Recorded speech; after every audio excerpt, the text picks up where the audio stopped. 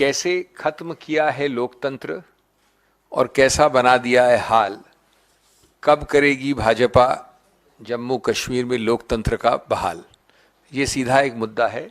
कब तक आप रिमोट कंट्रोल सरकार चलाना चाहते हैं। आज 2014 के बाद वहां चुनाव नहीं हुए हैं जम्मू एंड कश्मीर में। 2018 के बाद 5 साल से जब चुनाव ड्यू थे नहीं हुए हैं। तो मैं ये मुद्दा उठाना चाहता हूं कि democracy not autocracy is the demand of every citizen of Jammu and Kashmir. Jammu and Kashmir has been run by a selected government for almost or over half a decade, not by an elected government. Why the BJP is afraid of an elected government? एक अजीब विरोधाभास है इस निर्णय में। निर्णय उच्चतम न्यायालय का है, हम सब नतमस्तक हैं इसके नीचे, लेकिन हमारा हक है नागरिक के हैसियत से आपके समक्ष स्टेटहुड के मुद्दे पे एक विरोधाभास बताना। वो विरोधाभास ये है कि एक तरफ तो ये कहा उच्चतम न्यायालय ने कि हम निर्णय नहीं करेंगे वैधता वैलिडिटी कि आपने स्टेट को यूटी कैसे बनाया। स्पष्ट एक्सप्रेसली कहा है कि हम ये मुद्दा खुला छोड़ रहे हैं। हम ये निर्णय नहीं कर रहे हैं कि ये संवैधानिक रूप से वैध है या अवैध है कि आपने एक प्रदेश को यूटी बनाया। और दूसरी तरफ ये विरोधाभास है, बहुत गंभीर संवैधानिक विरोधाभास है। उन्होंने कहा कि जो आपने लद्दाख को प्रदेश से यूटी बनाया वो वैध है। अब मैं इस पे तकनीकी बात नहीं कर रहा हूं, मैं एक विरोधाभास बता रहा हूं। संविधान के अनुच्छेद 3 में आप किसी प्रदेश के एक हिस्से को यूनियन टेरिटरी बना सकते हैं, एक प्रदेश के कुछ हिस्से को 2 प्रदेश बना सकते हैं, 3 प्रदेश बना सकते हैं।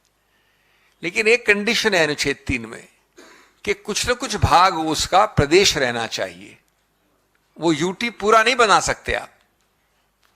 अब इस निर्णय में जो विरोधाभास है वो ये है कि आपने पूरे इलाके को यूटी बना दिया, 2 अलग अलग यूटीज, और एक यूटी के बारे में आपने कहा कि हम ये निर्णय अभी नहीं कर रहे हैं क्योंकि हमको आश्वासन मिला है कि निकट भविष्य में ये प्रदेश बन जाएगा वापस जम्मू और कश्मीर। और दूसरे के बारे में कहा कि हम होल्ड कर रहे हैं कि ये वैध है। तो जब तक एक हिस्सा इस बड़े इलाके का प्रदेश नहीं है, जहां की लोकतंत्र गणतंत्र प्रदेश का है, तब तक अनुच्छेद 3 के अंतर्गत भी यह वैध नहीं हो सकता। यह एक बड़ा गंभीर एक विरोधाभास कह लीजिए, संवैधानिक गलती जो दिख रही है निर्णय में। दूसरा, एक तरफ तो सरकार के आश्वासन को माना गया है और दूसरी तरफ उस आश्वासन के आधार पर सितंबर अगले वर्ष की तिथि दी गई है जिससे पहले चुनाव करने हैं।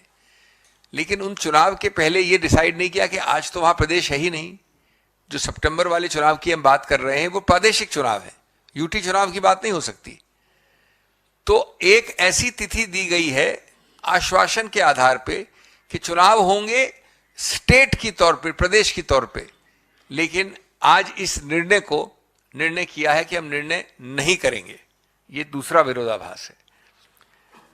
हम ये पूछते हैं सीधा कि आप इसको कब तक, इतने समय तक, आप तो उच्चतम न्यायालय की हियरिंग के दौरान भी इसको घोषित कर सकते थे, प्रदेश बना सकते थे। कब तक रिमोट कंट्रोल सरकार चलाना चाहते हैं?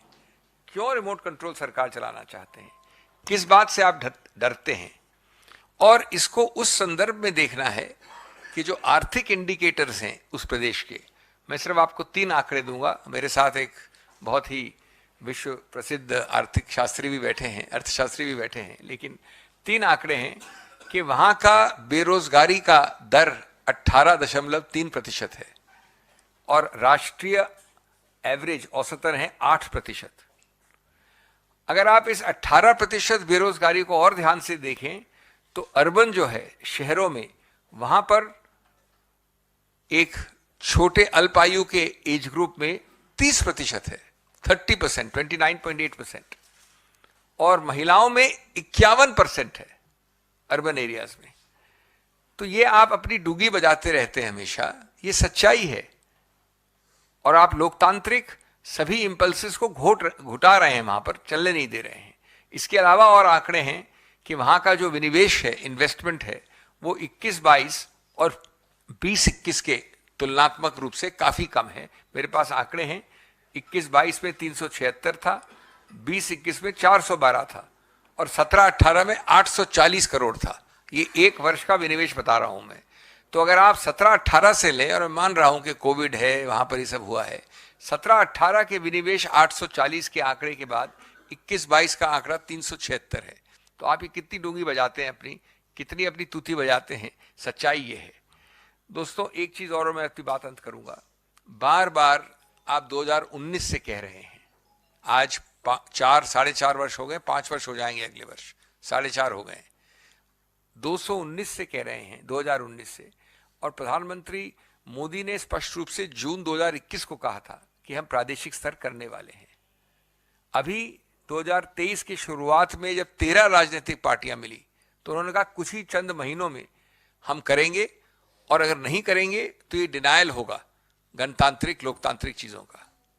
उच्चतम न्यायालय ने लिखा है इस निर्णय में, आज वाले निर्णय में, I quote, direct elections to the legislative assemblies, which is one of the paramount features of representative democracy in India, cannot be put on hold until statehood is restored. उसके अलावा आपने कई बार ऐसे वक्तव्य दिए हैं, लेकिन आप इसको डिले कर रहे हैं, विलंब कर रहे हैं। इस विलंब का कोई औचित्य नहीं है और कोई सार नहीं है। मैं कम से कम अपनी बात पूरी तरह से इस राज्य और यूटी स्टेटस और विरोधाभास के बारे में कहना चाहता हूं, लेकिन जो हुआ सो हुआ। आपको तुरंत, वो एक बाहर की समय सीमा है, इसका मतलब नहीं है कि आप सितंबर में करेंगे। उस समय सीमा के बहुत अंदर आप कर सकते हैं, करना चाहिए और आवश्यक है।